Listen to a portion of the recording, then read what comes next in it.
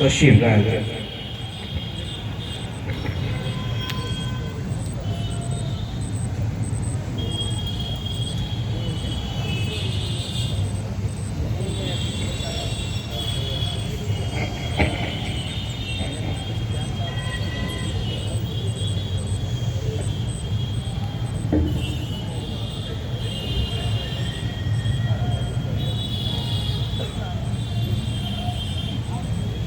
ہمارے جلسے کے خطیب حضرت مولانا زید اکرم صاحب کے والد محترم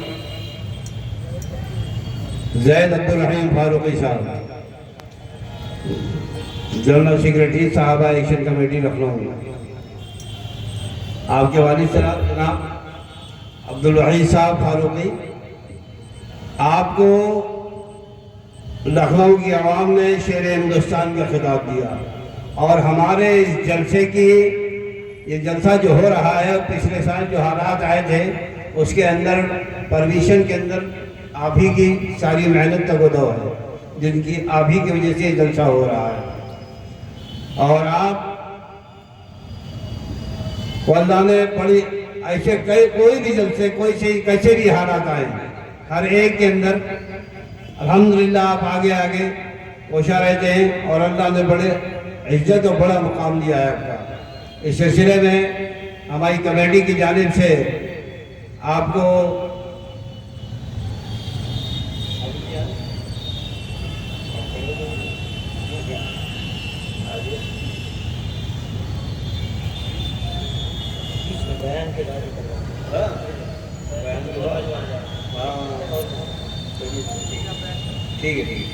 ٹھیک ہے شروع ہونا. نحمده ونصلي على رسوله الكريم وعلى آله وأصحابه أولي القدر العظيم. أما بعد، فقد قال الله سبحانه وتعالى في القرآن المجيد والفرقان الحميد: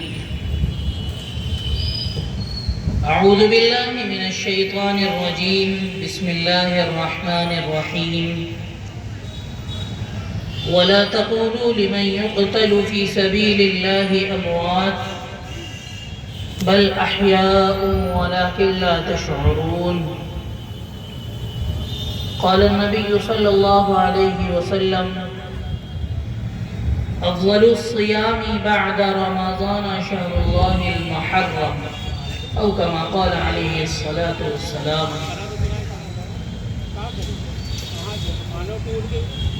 الله الله في أصحابي لا تتخذوهم غرضا من بعدي، فمن أحبهم فبحبي أحبهم، ومن أبغضهم فببغضي أبغضهم، ومن آذاهم فقد آذاني، ومن آذاني فقد آذى الله، ومن آذى الله فيوشك أن يأخذه. صدق الله ومولانا العظيم.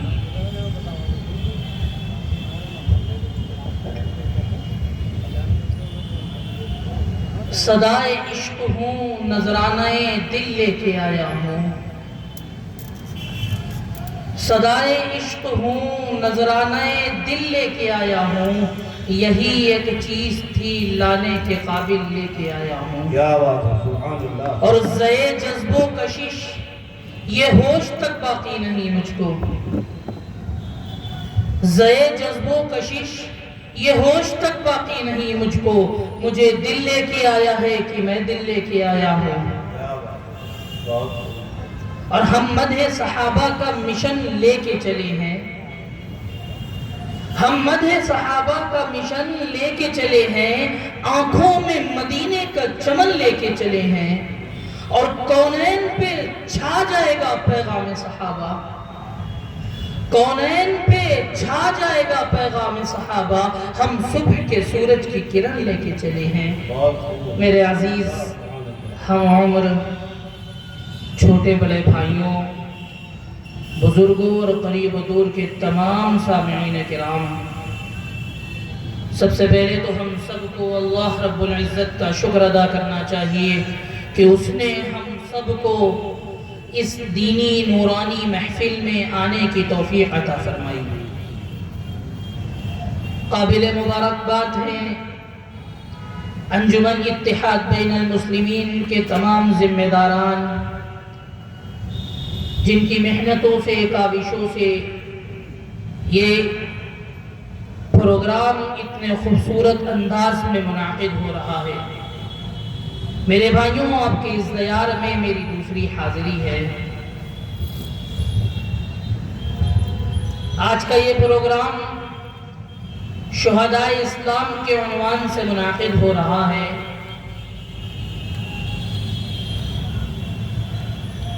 محرم الحرام کا مہینہ چل رہا ہے۔ یہ بہت محترم مہینہ ہے، رحمتوں والا مہینہ ہے، برکتوں والا مہینہ ہے۔ اس کے بارے میں رسول اللہ صلی اللہ علیہ وسلم ارشاد فرماتے ہیں، افضل الصیام بعد رمضان شہر اللہ المحرم۔ رمضان کے روزوں کے بعد سب سے زیادہ مبارک اور فضیلت والے روزے اللہ کے مہینے محرم کے روزے ہیں۔ یہ اتنا رحمتوں والا مہینہ ہے، اتنا محترم مہینہ ہے کہ اللہ کے رسول صلی اللہ علیہ وسلم اس مہینے کو اللہ کی طرف منسوب کر رہے ہیں۔ میرے بھائیوں، عجیب حیرتناک بات ہے، عجیب بات ہے کہ وہ مہینہ جو اتنے فضائل کا حامل ہو، جس کی اہمیت تاریخ کے ہر دور میں ناقابل انکار رہی ہو، وہ مہینہ جس کی اہمیت تاریخ کے ہر دور میں ناقابل انکار رہی ہو، آج اسی ماہ محرم کو غم کا مہینہ تصور کیا جاتا ہے۔ وہ بھی صرف اس لیے اس مہینے کی 10 تاریخ کو، یعنی یوم عاشورہ کو، سیدنا حسین رضی اللہ تعالی عنہ مظلومانہ شہید کیے گئے۔ اتنی عجیب بات ہے۔ میرے بھائیوں، یاد رکھو، خوب اچھی طرح یاد رکھو، روافض نے سیدنا حسین رضی اللہ تعالی عنہ کے قتل کے حادثے کو داستان زلف در زلف اس لیے بنایا۔ سیدنا حسین رضی اللہ تعالی عنہ کے قتل کے حادثے کو داستان زلف در زلف اس لیے بنایا تاکہ سیدنا حسین رضی اللہ تعالی عنہ کے قتل کا داغ ان کے دامن سے چھوٹ جائے۔ مگر تعجب تو اہل سنت پر ہوتا ہے کہ وہ اس شیعی پروپیگنڈے کے اس درجہ شکار ہو گئے ہیں، اس درجہ شکار ہو گئے ہیں کہ وہ اس مبارک مہینے کو، اس مہینے کے فضائل و مناقب کو فراموش کر کے اسے غم کا مہینہ تصور کرتے ہیں۔ یہ بہت محترم مہینہ ہے۔ اللہ رب العزت قرآن مجید میں ارشاد فرماتا ہے، ان عدت الشہور عند اللہ 12 شہرا فی کتاب اللہ یوم خلق السماوات والارض، کہ جب سے اللہ رب العزت نے زمین آسمان کے نظام کو بنایا ہے، اس وقت سے اللہ کے یہاں مہینوں کی تعداد 12 ہے۔ جب سے نظام بنایا ہے اللہ رب العزت نے، مہینوں کی تعداد اللہ کے یہاں 12 ہے، جن میں سے 4 خاص احترام والے مہینے ہیں، ذی قعدہ، ذی الحجہ، محرم اور رجب کا مہینہ۔ انہی 4 احترام والے مہینوں میں سے ایک مہینہ محرم کا مہینہ ہے۔ یہ 4 خاص احترام والے مہینے ہیں۔ میرے بھائیوں، محرم الحرام کی حرمت ظہور اسلام سے پہلے سے ہے۔ اسلام کا ظہور نہیں ہوا تھا، لیکن محرم کی اہمیت اس سے پہلے سے۔ چنانچہ مسلم شریف کی روایت ہے کہ رسول اللہ صلی اللہ علیہ وسلم جب مدینہ منورہ تشریف لے گئے تو آپ نے دیکھا کہ یہود یوم عاشورہ کا روزہ رکھتے ہیں، یہود یوم عاشورہ کا روزہ رکھتے ہیں۔ آپ نے جب یہود سے اس روزے کا سبب دریافت کیا تو ان لوگوں نے بتایا کہ اس دن یعنی یوم عاشورہ کو حضرت موسیٰ علیہ السلام اور ان کی قوم بنی اسرائیل کو اللہ رب العزت نے فرعون کے ظلم و ستم سے نجات دی۔ فرعون غرق ہوا تھا،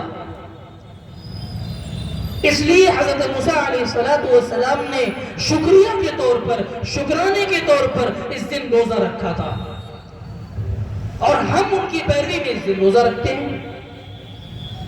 جب اللہ کے رسول صلی اللہ علیہ وسلم نے یہ سنا تو آپ نے فرمایا حضرت موسیٰ علیہ السلام سے سب سے زیادہ تعلق تو ہم کو ہے، ہم ان کے سب سے بڑے حقدار ہیں، ہم سب سے بڑے حقدار ہیں۔ اس لیے میرے بھائیوں اللہ کے رسول صلی اللہ علیہ وسلم نے خود بھی یوم عاشورہ کا روزہ رکھا اور صحابہ اکرام کو حکم دیا کہ وہ روزہ رکھے۔ جب تک میرے بھائیوں رمضان کے روزوں کی فرضیت نہیں ہوئی تھی اللہ کے رسول یوم عاشورہ کے روزے کی بڑی تاکید فرماتے تھے، بڑی تاکید فرماتے تھے۔ آپ نے کبھی یوم عاشورہ کا روزہ نہیں چھوڑا، اور پھر جب آپ اپنی عمر کے آخری سال میں پہنچے تو آپ کو یہ خیال ہوا کہ مسلمانوں کا اس روزے کی وجہ سے یوم عاشورہ کو جو مسلمان روزہ رکھ رہے ہیں اس کی وجہ سے مسلمانوں کا یہود کے ساتھ میں تدبر ہو رہا ہے، یہود کے ساتھ مشابہت ہو رہی ہے۔ تب آپ نے فرمایا اگر میں اگلے برس زندہ رہا، اگر میں اگلے برس زندہ رہا تو میں اس ایک روزے کے ساتھ یعنی یوم عاشورہ کے ساتھ میں ایک اور روزہ رکھوں گا۔ لیکن اگلے برس آپ کی وفات ہو گئی میرے بھائیوں۔ اس لیے میرے بھائیوں ہم مسلمانوں کو یہ کرنا چاہیے کہ ہم 2 روزے رکھیں، ہمیں 2 روزے رکھنا چاہیے، 9 10 یا 10 11 محرم، تاکہ رسول اللہ صلی اللہ علیہ وسلم کی منشا کے مطابق ہم مسلمانوں کا عمل ہو سکے۔ یہ بہت محترم مہینہ چل رہا ہے، یہ رحمتوں والا مہینہ چل رہا ہے، برکتوں والا مہینہ چل رہا ہے۔ محرم الحرام اپنے ایک پس منظر رکھتا ہے، آپ خطبہ سے سنتے رہتے ہیں، محرم اپنا ایک پس منظر رکھتا ہے۔ حضرت آدم علیہ السلام سے لے کر محرم الحرام کی ایک خاص حیثیت رہی ہے۔ حضرت آدم علیہ السلام کی پیدائش محرم میں، آپ کے سر پر خلافت کا تاج محرم میں، ملائکہ سے آپ کو سجدہ کروایا گیا محرم میں، حضرت نوح کی کشتی جودی پہاڑ پر ٹھہری محرم میں، حضرت ابراہیم علیہ السلام آگ سے باہر آئے محرم میں، نمرود تباہ ہوا محرم میں، حضرت موسیٰ کی قوم بنی اسرائیل کنارے لگی محرم میں، فرعون غرق ہوا محرم میں، حضرت ایوب علیہ السلام کو اللہ رب العزت نے صحت عطا فرمائی محرم میں، حضرت یوسف علیہ السلام اور حضرت یعقوب علیہ السلام جدائی کے بعد بغلگیر ہوئے محرم میں، حضرت یونس علیہ السلام مچھلی کے پیٹ سے باہر تشریف لائے محرم میں، پیارے آقا کا نکاح حضرت جویریہ سے ہوا محرم میں، پیارے آقا کا نکاح حضرت خدیجہ سے ہوا محرم میں، ام المؤمنین ام سلمہ کا انتقال ہوا محرم میں، حضرت ابوبکر صدیق رضی اللہ تعالی عنہ نے منکرین زکوٰۃ سے جہاد کا اعلان کیا محرم میں، حضرت عمر جامع شہادت نوش فرماتے ہیں محرم میں، اللہ نے زکوٰۃ کے احکام نازل فرمائے محرم میں، شراب کی حرمت کے احکام نازل ہوئے محرم میں، حضرت حسن کی بیٹی کا نکاح حضرت حسین کی بیٹی سے ہوا محرم میں، محرم میں۔ میں اس لیے بتا رہا ہوں، میں اس لیے بیان کر رہا ہوں، جو لوگ سمجھتے ہیں جو یہ سمجھتے ہیں کہ محرم غم کا مہینہ ہے، محرم میں کوئی خوشی کا کام نہیں کرنا چاہیے، محرم میں نکاح نہیں کرنا چاہیے، تو ان کو معلوم ہونا چاہیے کہ حضرت حسن کی بیٹی کا نکاح حضرت حسین کی بیٹی سے ہوا محرم میں، محرم میں حضرت علی کا نکاح حضرت فاطمہ سے ہوا محرم میں، حضرت حسین جامع شہادت نوش فرماتے ہیں محرم میں۔ محرم اپنا ایک پس منظر رکھتا ہے، یہ باتیں آپ خطابہ سے سن چکے ہیں۔ آج چوتھا روزہ یہ پروگرام چل رہا ہے،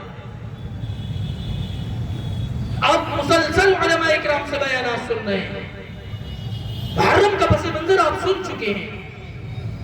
میرے بھائیوں، کتنی افسوس کی بات ہے، وہ مہینہ جو اتنے فضائل کا حامل ہو، اتنی رحمتوں والا مہینہ ہو، اتنے برکتوں والا مہینہ ہو، جب یہ مہینہ آتا ہے، اگر کوئی کام سب سے زیادہ کیا جاتا ہے اس مہینے میں، کوئی کام اگر اس مہینے میں سب سے زیادہ کیا جاتا ہے تو وہ یہ ہے کہ گستاخی صحابہ کی جاتی ہے۔ کتنے افسوس کی بات ہے، اس جماعت کو لعن طعن کیا جاتا ہے، اس جماعت کے بارے میں کہا جاتا ہے جس کی دین ہے آج ہم مسلمان ہیں، جن کی قربانیاں ہیں آج ہم مسلمان ہیں، جن کی قربانیوں کی وجہ سے آج ہمارے گھروں میں پردہ ہے، ہمارے سروں پہ ٹوپیاں ہیں، یہ صحابہ اکرام کی دین، اس لیے کہ امت تک دین پہنچانے والے صحابہ۔ آج میرے بھائیوں ہم نماز پڑھتے ہیں، آج ہم نماز پڑھتے ہیں، روزہ رکھتے ہیں، حج ادا کرتے ہیں، صدقات دیتے ہیں، زکوٰۃ دیتے ہیں، یہ سب کیوں کرتے ہیں؟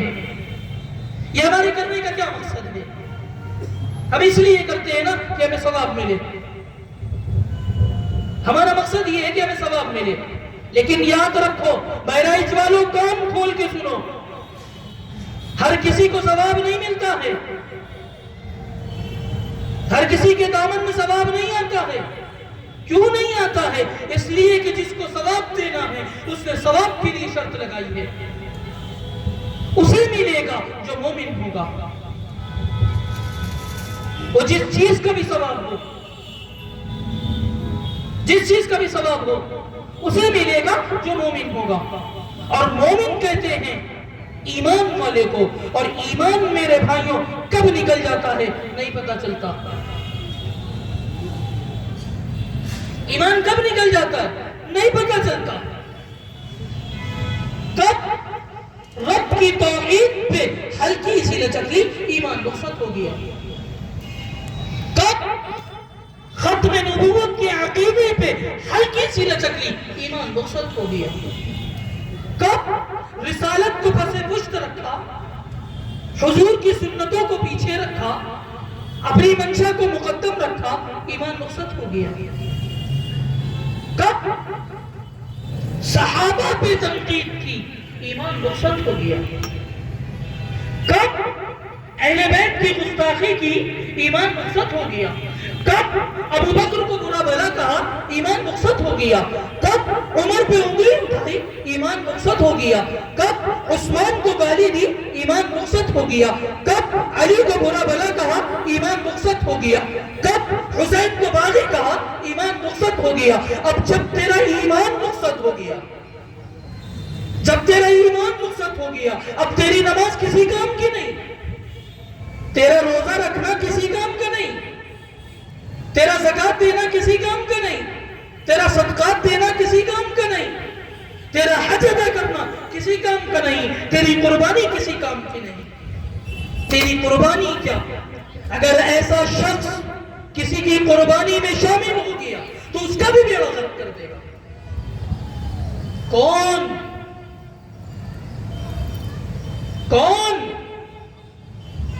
جو ختم نبوت کے عقیدے پہ ہلکی سی لچک لے، زیادہ نہیں، ہلکی سی لچک لے، کون صحابہ پہ تبرہ کرے؟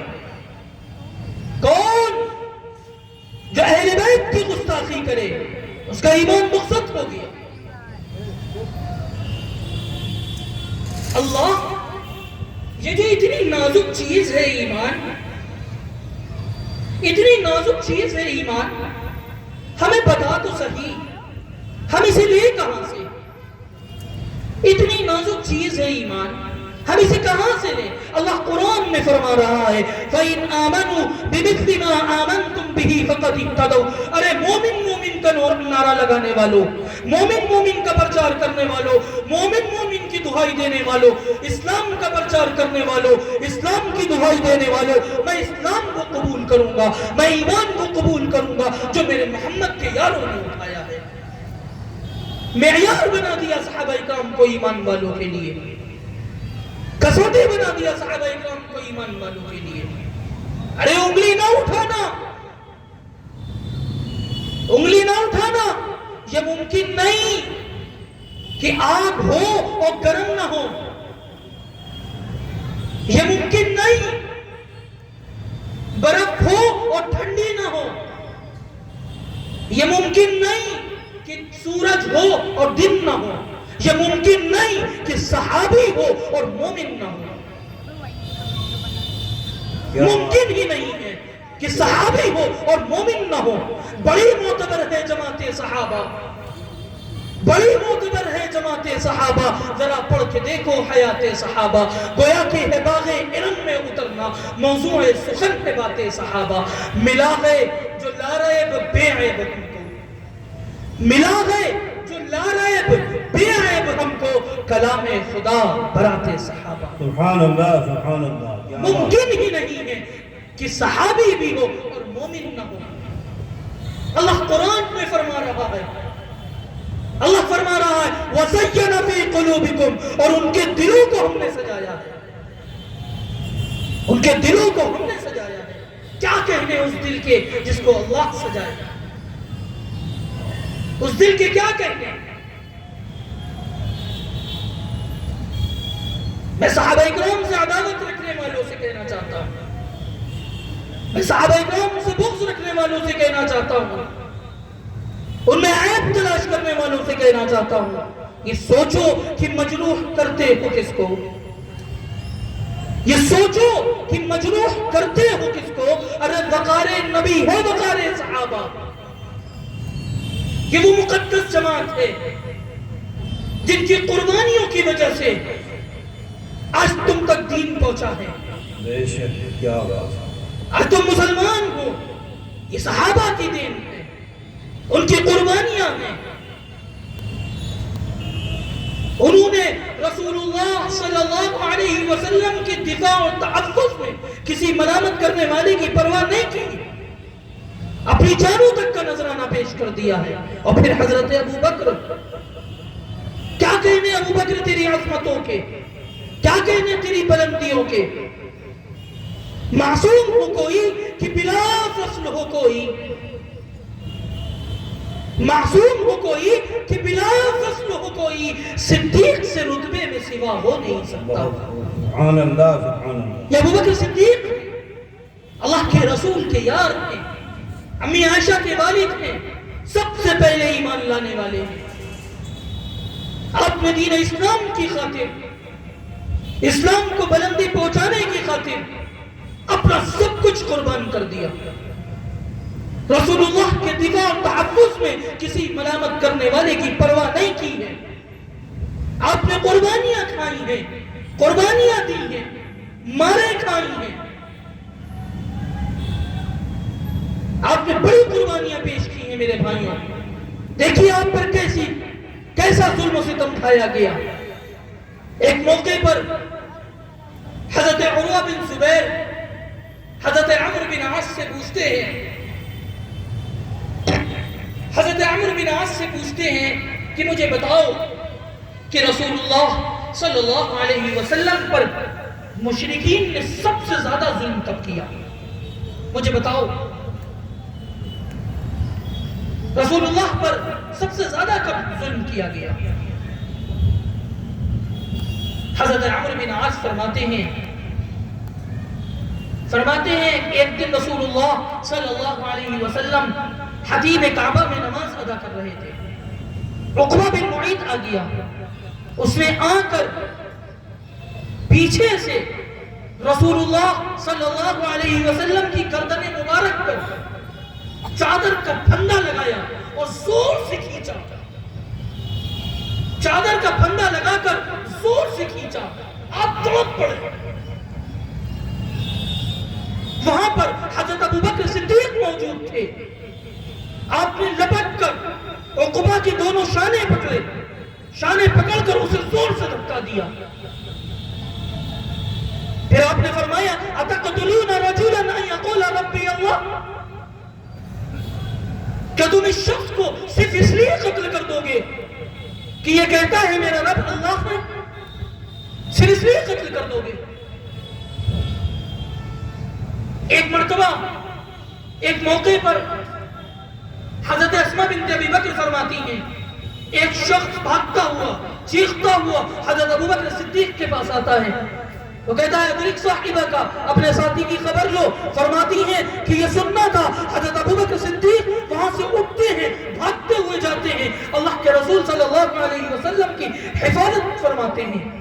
مشرکین مکہ کے نرغے سے آپ کی حفاظت فرماتے ہیں. حفاظت فرمانے کے بعد آپ کہتے ہیں یہ تم کیا کر رہے ہو؟ تم اس شخص کو صرف اس لیے قتل کیے دے رہے ہو کہ یہ کہتا ہے میرا رب اللہ ہے. تم ہلاک ہو جاؤ، تم برباد ہو جاؤ. فرماتی ہیں کہ یہ سننا تھا کہ مشرکین مکہ نے اللہ کے رسول صلی اللہ علیہ وسلم کو چھوڑ دیا، آپ کو چھوڑ دیا اور حضرت ابوبکر پر حملہ آور ہو گئے. حضرت ابوبکر پر حملہ آور ہو گئے. آپ کو اتنا مارا لہو لہان کر دیا. واپسی پر میرے بھائیوں آپ کا یہ حال آپ کا تھا کہ آپ کے بال کو جس جگہ سے چھوا جاتا وہ بال اپنی جگہ چھوڑ دیتا. اللہ،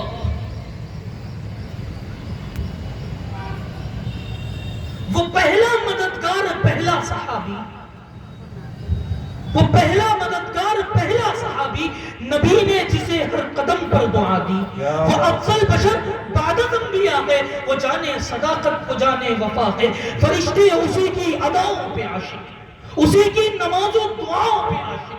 نبیوں سے کم تر، اماموں سے اعلیٰ، محمد سے ہر دم وفا کرنے والا. بشر کی شرافت کا معیار ٹھہرا، صداقت کا اونچا وہ مینار ٹھہرا. وہ چلتا ہوا ایک باب حرم تھا، وہ سارے کا سارا تھا قرآن جیسا، خدا کے تھا ایک فرمان جیسا. خدا اس پر راضی ہوا، وہ خدا پر کہے خود سے آمین اس کی دعا پر. وہی ثانیت نے نکاح ہے مخاطب، اسی کے لیے ہے بڑے سن مراتب. جھکاتا تھا نظریں عمر اس کے آگے، کھڑا ہو کے شام و سحر اس کے آگے. وہ کتنا بڑا ہے خدا جانتا ہے، وہ کیسے بنا ہے خدا جانتا ہے. کوئی اس کو صدیق مانے نہ مانے، دیے ہیں مگر اس کو رتبے خدا نے. زندہ باد، زندہ باد. یہ حضرت ابوبکر صدیق سب سے پہلے ایمان لانے والے ہیں. آپ نے ایسی قربانیاں پیش کی، آپ کو تڑپایا گیا، آپ کو مارا گیا. میرے بھائیوں، یہ تڑپانے کی، یہ تڑپنے کی ہمت کہاں سے آئی؟ یہ قربانی دینے کی ہمت کہاں سے آئی؟ رسول اللہ کے دامن سے جڑ گئے تھے، رسول اللہ سے وابستہ ہو گئے تھے، اس لیے یہ قوت اللہ رب العزت نے عطا کر دی. وہ جس نے یوسف کو دیکھا، میرے بھائیوں، جس نے یوسف کو دیکھا اس نے اپنے پورے کاٹے. جس نے یوسف کو دیکھا اس نے پورے کاٹے. جس نے میرے آقا کو دیکھا وہ پورے کے پورے کٹ گئے. جس نے یوسف کو دیکھا اس نے پورے کاٹے مدہوشی میں. جس نے میرے آقا کو دیکھا وہ مدہوش تھے، انہیں ہوش آ گیا. مدہوش تھے، انہیں ہوش آ گیا، مدہوش تھے، ہاں مدہوش تھے، جہاں خوبصورت پتھر دیکھتے معبود بنا لیتے، مدہوش تھے، جہاں خوبصورت جھنڈا دیکھتے مسجد بنا لیتے، مدہوش تھے، کعبے کا ننگا طواف کرتے بے ہوش تھے، بیٹیوں کو زندہ دفن کر دیتے بے ہوش تھے، باپ کی مرنے کے بعد ماں سے شادی کر لیتے بے ہوش تھے، بے ہوش تھے، مدہوش تھے، آقا سے جڑ گئے، آقا کے دامن سے جڑے، آقا سے وابستہ ہوئے تو ہوش آ گیا، آقا کے دامن سے جڑے تو ہوش آ گیا، اور ہوش ایسا آیا، ہوش ایسا آیا، بستیاں آئیں پار کر گئے، صحرا آیا پار کر گئے، سامنے جنگل آ گیا، سامنے جنگل آ گیا، جنگل کے کنارے پہ کھڑے ہو کے للکارا، کنارے پہ کھڑے ہو کے للکارا، او جنگل کے درندوں، او جنگل کے درندوں، جنگل خالی کر دو، محمد کے غلام آ رہے ہیں، ہوش ایسا آیا، ایسا ہوش آیا، جنگل کو للکار دیا، ایسا ہوش آیا میرے بھائیوں، ایسی جرت عطا ہو گئی، ایسی قوت عطا ہو گئی میرے بھائیوں، دین اسلام سے وابستہ ہو گئے، رسول اللہ سے وابستہ ہو گئے، اب تم ان پہ تبرہ کرتے ہو، تبرہ کر کے اپنے آپ کو تبرہ کن کہلاتے ہو، فخر محسوس کرتے ہو، تمہیں معلوم ہی نہیں کہ صحابہ اکرام کون تھے، کیسی کیسی قربانیاں پیش کی ہیں، اور پھر حضرت خالد بن ولید جماعت صحابہ مسجد نبوی میں بیٹھی مشورہ کر رہی ہے، حضرت خالد بن ولید مسجد نبوی میں داخل ہوتے ہیں، داخل ہو کر آپ اس جماعت کے قریب آتے ہیں، آپ پوچھتے ہیں جماعت صحابہ سے کیا ہو رہا ہے، جماعت صحابہ بتلاتی ہے کہ مشورہ ہو رہا ہے، حضرت خالد بن ولید پوچھتے ہیں کس کے مقابلے میں، جماعت صحابہ بتلاتی ہے فلاں کے مقابلے میں ہو رہا ہے، آپ پوچھتے ہیں مد مقابل کتنے ہیں، جماعت صحابہ بتلاتی ہے، کہتی ہے 60,000 جنگجو، 60,000 جنگجو اسلحے سے لیس۔ اب سنیے میرے بھائیوں حضرت خالد بن ولید کیا کہتے ہیں، جماعت صحابہ کہتی ہے مد مقابل 60,000 جنگجو ہیں، 60,000 نفوس نہیں، 60,000 جنگجو اسلحے سے لیس۔ حضرت خالد بن ولید فرماتے ہیں لشکر کی تیاری رہنے دو، میں اکیلا جاؤں گا، لشکر کی تیاری رہنے دو، میں اکیلا جاؤں گا۔ جماعت صحابہ گھبرا جاتی ہے، کہتی ہے حضرت یہ آپ کیا کہہ رہے ہیں، مد مقابل 60,000 جنگجو ہیں، 60,000 نفوس نہیں، جنگجو ہیں، اسلحے سے لیس ہیں۔ حضرت خالد بن ولید کہتے ہیں تو کیا ہوا، میں اکیلا جاؤں گا۔ جماعت صحابہ پاؤں میں گر جاتی ہے، پھر مشورہ ہوتا ہے، دونوں متفق اس بات پر ہوتے ہیں کہ حضرت خالد بن ولید کہتے ہیں کہ اچھا ٹھیک ہے، وہ 60,000 جنگجو ہیں، مجھے صرف 60 صحابہ دے دو، مجھے صرف 60 صحابہ دے دو۔ اور 60 صحابہ کا لشکر گیا، 60 صحابہ کا لشکر گیا، چشم فلک میں یہ نظارہ بھی دیکھا، رب کی دھرتی پہ یہ منظر بھی برپا ہوا کہ 60 صحابہ کا لشکر گیا، 10 صحابہ شہید ہوئے، 8,000 سے زائد کافروں کو جہنم واصل کیا، اور حضرت خالد بن ولید اسلام کا جھنڈا گاڑ کے مارا۔ تمہیں کیا خبر صحابہ کسے کہتے ہیں، تمہیں کیا علم خالد بن ولید کس کو کہتے ہیں؟ ارے خالد بن ولید اللہ کی تلوار کو کہتے ہیں، تم صحابہ بھی تبرہ کرتے ہو. اس مبارک مہینے میں، اس رحمتوں والے مہینے میں، اس برکتوں والے مہینے میں تم صحابہ بھی تبرہ کرتے ہو. باز آ جاؤ. تمہیں کیا خبر صحابہ اکرام کس کو کہتے ہیں؟ تمہیں کیا علم صحابہ کون تھے؟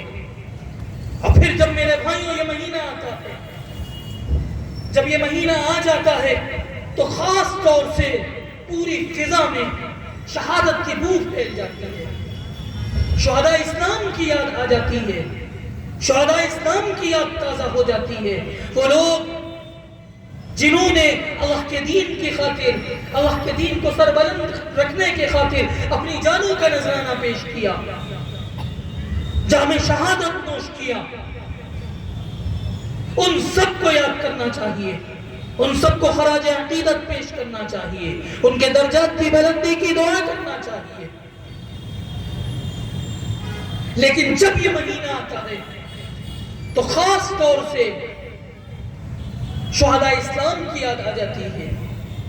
وہ لوگ جنہوں نے اللہ کے دین کے لیے، اللہ کے دین کو سربلند رکھنے کے لیے اپنی جانوں کا نذرانہ پیش کیا، اپنے مال کی قربانی دی، اپنے اہل و عیال کی قربانی دی، اور اس دنیا سے رخصت ہوئے یہ کہہ کر، یہ پیغام دے کر کہ مردہ وہ ہے جو زندہ رہا نام کے لیے، مردہ وہ ہے جو زندہ رہا نام کے لیے، وہ زندہ ہے جو مر گیا اسلام کے لیے. کیا بات ہے. یقیناً ایسے لوگ اللہ کا وعدہ پا رہے ہوں، اللہ کا وہ وعدہ جو اس نے قرآن مجید میں ارشاد فرما دیا. اللہ قرآن میں فرماتا ہے وَلَا تَقُولُوا لِمَنْ يُقْتَلُ فِي سَبِيلِ اللَّهِ أَمْوَاتٌ بَلْ أَحْيَاءٌ وَلَكِنْ لَا تَشْعُرُونَ. وہ لوگ جنہوں نے اللہ کے دین کی خاطر، اللہ کے دین کو سربلند رکھنے کی خاطر اپنی جانوں کا نذرانہ پیش کیا، انہیں ماننا، انہیں تسلیم کرنا تو بہت دور کی بات ہے. انہیں ماننا، انہیں تسلیم کرنا تو بہت دور کی بات ہے. انہیں مردہ کہو بھی مت، انہیں مردہ نہ کہو. اللہ کو یہ گوارا نہیں کہ انہیں مردہ کہو، بلکہ وہ زندہ ہیں جنہوں نے اللہ کے دین کی خاطر، اللہ کے دین کو سربلند رکھنے کی خاطر جام شہادت نوش کر لیا. انہیں مردہ نہ کہو، اللہ کو یہ گوارا نہیں، بلکہ وہ زندہ ہیں، وہ ہمیشہ ہمیشہ کی زندگی پا چکے ہیں. اب بتائیے میرے بھائیوں، مجھے بتائیے، جو لوگ ہمیشہ ہمیشہ کی زندگی پا چکے ہیں، جو ہمیشہ ہمیشہ کی زندگی پا چکے ہوں، انہیں یاد کر کے رونا چاہیے یا ان جیسا بننے کی دعا کرنا چاہیے. یہ لوگ ہمارے لیے نشان راہ ہیں، جن کے نقش قدم پر چل کر ہم دنیا کی سعادتیں بھی حاصل کر سکتے ہیں اور آخرت کی سعادتیں بھی حاصل کر سکتے ہیں. وہ چاہے حضرت عمر ہو یا حضرت عثمان ہو یا حضرت علی ہو یا حضرت حمزہ ہو یا حضرت حسین ہو یا دیگر تمام شہداء اسلام ہو، جن لوگوں نے بھی اللہ کے دین کی خاطر اپنی جانوں کا نذرانہ پیش کیا، وہ سب ہمارے لیے سرمایہ فخر ہے. میرے بھائیوں، شہادت افسوس کرنے کی چیز نہیں ہے، ماتم کرنے کی چیز نہیں ہے، آہو بکا کرنے کی چیز نہیں ہے، سینہ کوبی کرنے کی چیز نہیں ہے. یہ تو وہ چیز ہے جس کے لیے صحابہ اکرام نے اپنی پوری زندگی دعاؤں میں گزار دی، جس کے لیے صحابہ اکرام نے اپنی پوری زندگی جفاکشی میں گزار دی. ورنہ ان کے پاس بھی گھر تھے، ان کے پاس بھی عیش و عشرت کے سامان ہو سکتے تھے، ان کو بھی دولتیں حاصل ہو سکتی تھی، لیکن پوری زندگی صحراؤں کی خاک چھانی تو کس لیے؟ تاکہ جام شہادت پیش کر سکیں. یا تو اللہ کے دین کو سربلند کریں گے، اللہ کے دین کو سربلند کریں گے، دنیا کی آخری کونے تک اللہ کا پیغام پہنچائیں گے، ورنہ اللہ کے دین کی خاطر ہم یہ خزانہ بھی پیش کر دیں گے. یہ صحابہ کی سوچ تھی، یہ صحابہ کی تھنکنگ تھی. جس اللہ نے ہمیں یہ جان دی ہے، ہم اس اللہ کے دین کی خاطر یہ نذرانہ بھی پیش کر دیں گے. میرے بھائیو، شہادت بہت بلند مقام و مرتبے کی چیز ہے، یہ افسوس کرنے کی چیز نہیں ہے.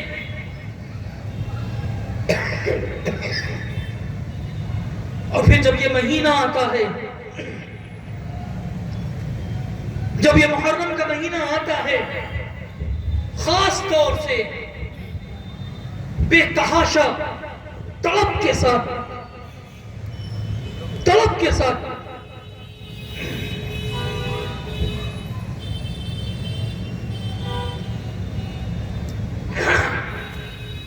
بے تحاشا طلب کے ساتھ میں حضرت عمر کی یاد آ جاتی ہے. اور یاد آ جانا چاہیے بھی، اس لیے کہ حضرت عمر نے دین اسلام کی خاطر بڑی قربانیاں پیش کی ہیں. عمر کون؟ عمر وہ جن کے بغیر انسانیت کی تاریخ مکمل نہیں ہو سکتی، وہ جن کی بے لوث قربانیوں اور بے داغ وفاداریوں نے گلشن اسلام کو ہریالی عطا کی، وہ جنہوں نے عشق و سرمستی اور عہد و وفا کی اپنے خون جگر سے ایسی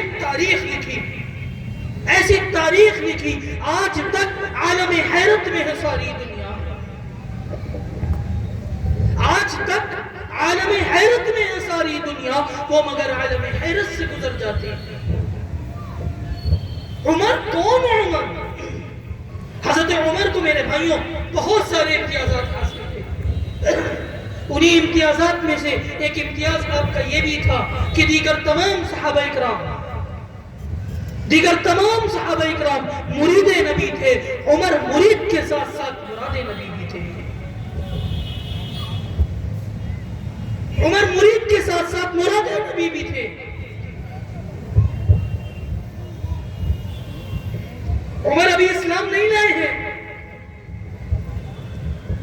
عمر ابھی دامن اسلام سے وابستہ نہیں ہوئے ہیں، دامن اسلام سے ابھی جڑے نہیں ہیں، لیکن عمر کے لیے دعائیں ہو رہی ہیں. اور کون دعا کر رہا ہے؟